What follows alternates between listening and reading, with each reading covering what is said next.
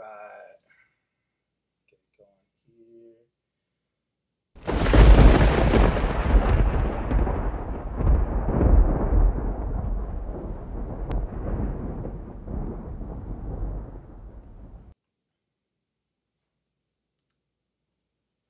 All right, what's going down? Back with another live video, 2 in 1 night. I'm feeling ambitious, super ambitious. I'm still Thor. This is Thor's Thoughts. Chris with me, the couch, aka. We just got back from seeing Justice League. I almost forgot. It was a decent movie. It was decent. It wasn't bad. I didn't think so. He might have a different opinion. It wasn't a bad movie. It wasn't a great movie by any stretch of the imagination. I would almost say borderlining good, but I will stick with my first initial decent. You, however, felt... I think it's trash. Trash. But you think it's better than Batman vs. Superman? Batman vs. Superman, worst movie ever. Worst movie ever. That's debatable. But this movie. So, what I liked about this movie is I was glad they kept it 2 hours. Honestly, there was a lot of hubbub around it was a 2-hour movie. They made it be 2 hours. I think any longer, and I would have been asleep. Oh, for sure. Not that I was bored with the movie, because I thought it actually, for me, the pacing was decent. It only slowed right, I think, when Superman came back to life, which is not a spoiler. I might say some spoilery stuff, not meaning to, but I will have a full review tomorrow of the movie. This is just kind of like the initial reaction now that we just got home literally 10 to 15 minutes ago about what we literally just thought of it. But, so you didn't care for it. You didn't care for it. What are some of your biggest complaints? There were some scenes that I liked. I mean, I did like some parts of the movie. I mean, it wasn't complete and utter garbage like Batman vs. Superman was. But I mean, it's just, the plot was very, very weak. Just horrible. Yeah. It wasn't, and then the CGI was, I mean, every time Flash runs, he looks like he's about ready to fall apart. I mean, it's terrible. I mean, his legs are all flailing all over the fucking place, and it's just terrible. And I mean, and every time whoever they cast, the guy that is the actor that is the Flash, I mean, every time I just kept thinking Justin Long or whatever his name is. Justin Long. Yeah. It sounds the exact same. His mannerisms are the same as almost everyone in Justin Long movies.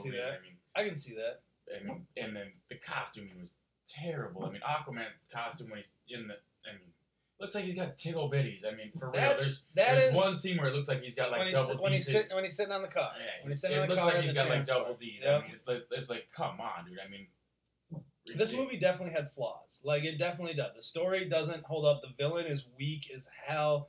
But I actually didn't mind that because, like we were discussing on the way home, I don't think you can have them go up against the toughest villain in the DC universe when they're a freshly formed team who literally just met each other and Superman just came back to life. It would have set up weird if they would have beaten, a Darkseid or someone a little bit, more ferocious than, you know what I mean? Badass. Someone more, maybe a level up, like a Sinestro or a Black Adam, or, you know what I mean? You save those guys for later movies, maybe after Flashpoint, if they're going to do a reboot, which might not be a bad idea. You could retcon enough things. I will definitely say that what I did like about this movie is everybody did get their own piece. Everyone got their own opening scene. The formation of the team made sense. Everything kind of had to move at a quicker pace. Literally, Superman came back to life, got one night with his girl, and he was like, oh, I'm good. Because he comes back to life, and he's, all out of it, and he's, fighting the Justice League, which that is definitely a spoiler. But then he gets one night with Lois, and they kind of swerve you in that trailer, because remember in the trailer, she wakes up grabbing the pillow, and then they cut to him in the field. Well, he's actually in the field, and that's after he's come back to life. So they kind of swerved you a little bit in the trailer, which I thought was a nice touch. But he gets one night with his girl, and he's back to who he normally was. Actually, he's different. He's much different. You can definitely notice, I would say, a difference in the way Superman was acting. We were talking about it right after the movie. He seems more like the childish Boy Scout. You know what I mean? It's the old Superman, the Christopher Reeve Superman. The all-American, super, can't do no wrong, like you said, Boy Scout. I'm a big fan of justice. Yeah, There were some dialogue issues in this movie. I'm not even going to debate that a little bit. There was definitely some dialogue issues.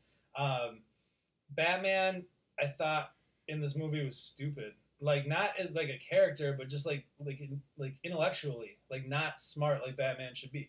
Like honestly, Batman should be the smartest dude in the room. He should know pretty much everything before everybody else does. Tony Stark like.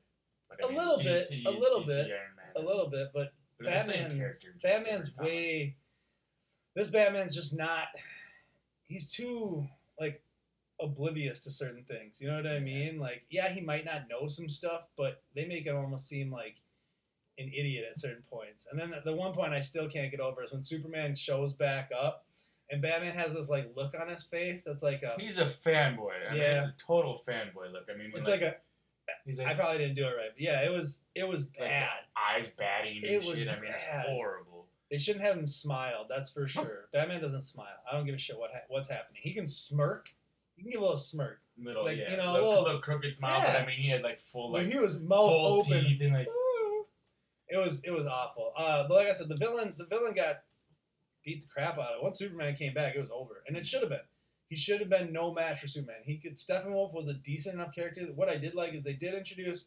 I won't really go too much into it, but Green Lanterns exist in this universe, and we saw Shazam. Not Shazam, but we saw a Shazam. I hate that name too, but we definitely saw a Green Lantern, like a full Green Lantern, and it was dope. The post-credit scenes, I don't want to spoil them. I'll talk about them way more on tomorrow's, but I love both of them. One was funny, and one was completely story-driven, and they did the reverse of what Marvel does. Marvel always does the serious one in the middle, and then the funny one at the end, right? This was the funny one was in the middle, the serious one was the end, and honestly, I might have gotten most excited about that last end credit scene more than any point of the movie. I was, because like 10-year-old me was like, oh my god, I might see the one thing I've always wanted to see. Well, I mean, it's that. Well, I mean, at least it set up somewhat of a good story plot for the next one. It didn't introduce. How do I say this without spoiling it? It introduced a group of villains without introducing the group of villains or like furthering the dark side stuff or any of that. It kind of gave them another way to go, because the next DC movie to come out isn't Aquaman until December 2018 or October 2018. It's late 2018. So they're really letting this breathe, seeing how this responds, and they're definitely going to either something will change depending upon how this movie performs. But I definitely probably won't go see it a second time. I still want to go see Thor Ragnarok a second time. But I don't think I'll go see this a second time. I definitely will get it on Blu-ray. And I enjoyed myself at the movie. Like, it was a good time. Like, I had fun with the action sequences were enough. I liked Commissioner Gordon, J.K. Simmons playing Commissioner Gordon. I thought did a very good job. Aquaman, probably my favorite character of the movie, because just the way he is, you know what I mean? And the part with him and her lasso, that was good stuff.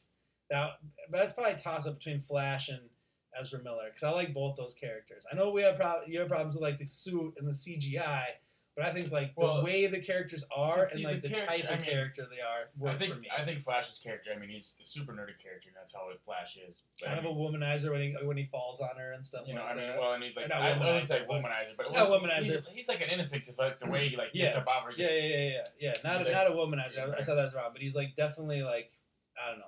Awkward around women. Definitely. He's definitely awkward around women and that kind of situation. But I mean, do you think like he was probably? I mean, Wonder Woman, of course, Gal Gadot kills it. I mean, she steals the show. I mean, always does, and for sure. She should, because I mean, Wonder Woman is the only thing that DC has going for them right now, truthfully. Well, yeah, it was their biggest movie by far, hands down. But I mean, I think Flash's character is great, and some of the jokes felt like super forced, and like it was just corny, like Aquaman corny, like when he's like. Flying, he like lands on the car. You see it in the trailers, like Yahoo or whatever, and then he's like flying, and, buddy, throwing the spear. Like, some of it's just super corny and cheesy. They did, but I kind of like that they finally did this, because what's one of the biggest complaints towards DC movies is that they're so serious. Wow. They're overly serious. It's the reverse of the complaining in Thor Ragnarok that's all jokes. Is that DC never is funny. I will say you can't see DC's never funny, because I mean Suicide Squad's got a lot of hilarious parts in it. Yeah, Suicide Squad's got some decent parts. Some of them hit, some of them miss, like in this though. You know what I mean? But the one thing I will say this is a Zack Snyder film. Like Josh Whedon may have taken over, they may have done some reshoots, but this didn't feel like a Josh Whedon project. This felt still to me like a Zack Snyder film. Like just a lot of the shots, a lot of the stuff felt very Zack Snyder-esque. There was one when they were shooting from underneath, like the transport when they were getting out, that I just really felt like more of a Zack Snyder shot. And you could even tell, I think in some of the battle sequences, you could tell Josh is editing was there because you remember the first Avengers, probably one of my greatest fight scenes in any superhero movie, but it pans through the city and like literally follows each superhero, and then it'll like stop on individuals and then restarts and moves like throughout the battle scene, right? And they did this a little bit in Justice League, but to a lesser, to a lesser extent and to a lesser impact. You know what I mean? It didn't feel as fluid as that one did, and I think that might have probably done to shots he had, reshots, and then editing those together. The stuff about Superman's lip and the mustache, way blown out of proportion, not even an issue. But the CGI definitely needs improvement. I think, I'm not gonna say they should have pushed the movie like after they changed directors and like worked on it some more, but they could have used. Even already. No, I think it was always slated for a November 2017 release. They could have, I don't know, pushing it back. Pushing it back has a double-edged sword because you got Black Panther on the horizon, which looks phenomenal, and the mammoth of all mammoths, which is Star Wars Episode 8, coming in a month, and nobody wants any part of Star Wars. So, yeah, I mean, nobody wants any part of Star Wars. Nobody wants anything to do with December. You don't want to go up against that. There's just no money to be made. You know what I mean? Well, the Disney takeovers. A kid movie will do well just for the counter programming and to give like family options, but I don't see anything really touching Star Wars once it comes out, especially if it's as good as anticipated and Rian Johnson blows it up like he was or like he should. And if he did a good enough job to get his own trilogy, honestly, it's got to be phenomenal. Star Wars is going to be like, here's your own trilogy, do whatever you want if you didn't make a great film. Because they've seen it. It's done. Yeah. You know, the final cut's done. Like, the final edit's probably been done for like a month, so they know what they got. And I can't wait. But Justice League, go see it. I'm going to give it a B-. Borderline C+. No, change my mind. C+. F? D? D+? You want to give it a grade? I'll give it one lightning bolt. One lightning bolt. 1 out of 5? 1 out of 5. I mean, okay. a D. So that would be. It's not a complete flop, but I mean. D-. I mean, D. Yeah, I'll give it a straight D. I mean, straight D. Straight D. But I mean, like I said, on the way home, if we'd have been watching it here at the house versus in the theater, I probably would have been in the kitchen cooking or doing dishes or something else upstairs doing my laundry, something to keep me from running and not even paying that much attention. Because I mean, it didn't hold my attention that well, and I mean, and I'm ADD, but I'm not that ADD.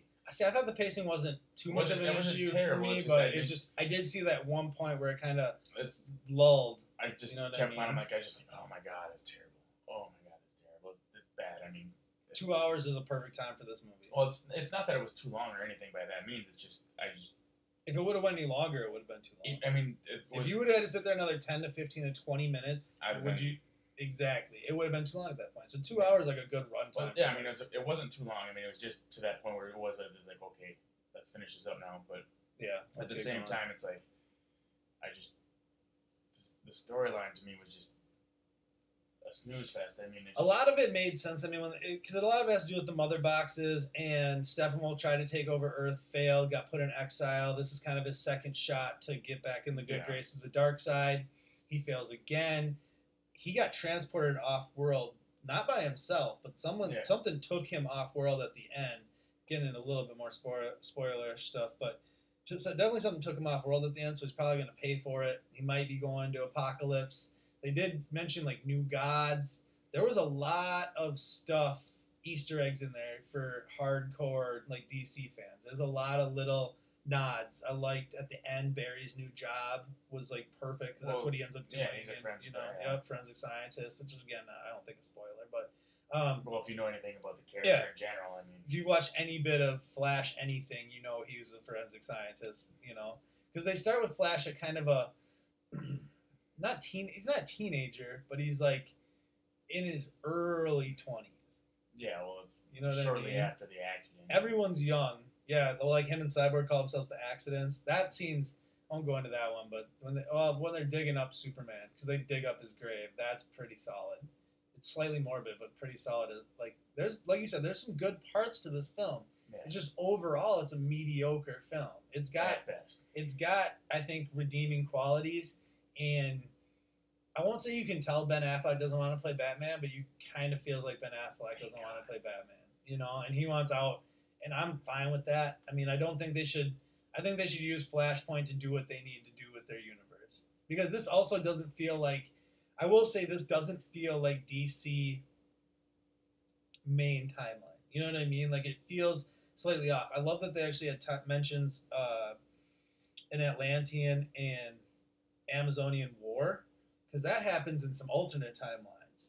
So it'll be interesting to see what they do with Flashpoint, because they've announced the Flash movie will be Flashpoint. It doesn't have a director, and it's been through like 8 rewrites on the script. But honestly, I think at this point they're like, let's just hold off. Aquaman's like pretty much done. Nothing we can do about that. That's gonna come out.